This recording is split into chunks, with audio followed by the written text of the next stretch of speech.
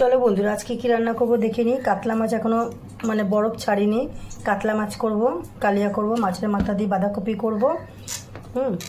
কাতলা মাছের জন্য আমি কী কী মশলা রেডি করছি দেখো। কড়া বসিয়ে দিয়েছি।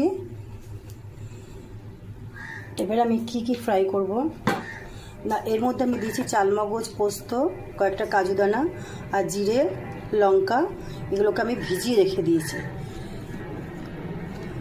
আর দুটো এসে কাঁচা লঙ্কা দিয়ে দেবো। রসুনটাকে আগে দেবো, কয়েকটা রসুন দিলাম।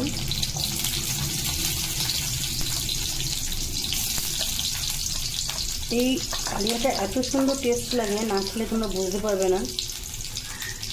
পেঁয়াজ দিয়ে দিলাম, আদা দিয়ে দিলাম,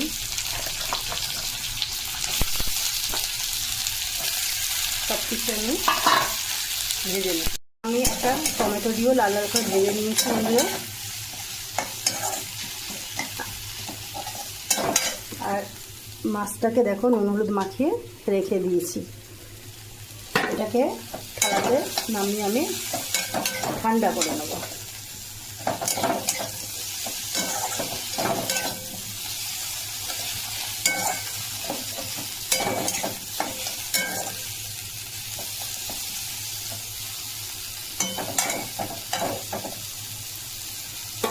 এবার আমি থালাতে ঢেলে দেবো।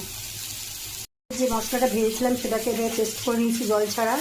এবারে আমি কাজু, চালমগজ আর পোস্ত ভিজিয়ে রেখেছিলাম, তার মধ্যে টক দিয়ে দিয়েছি, একটু চিনি দিয়েছি। এটাকে সুন্দর করে পেস্ট করব। এবারে একটা এলাচ ফোড়ন দিলাম, দুটো তেজপাতা ফোড়ন দিলাম। দেওয়ার পরে আমি একটু জিরে ফোড়ন দেবো।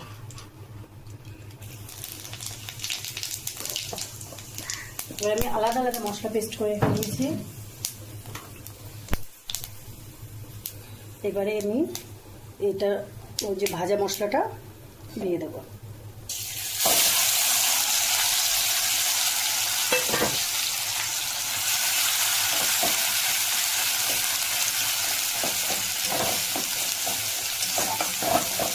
রসুন, আদা, টমেটো, পেঁয়াজ আর কাঁচা লঙ্কা, না সরি কাঁচা লঙ্কা দিই, কাঁচা লঙ্কা আমি পেস্ট করেছি। এটাকে কষবো।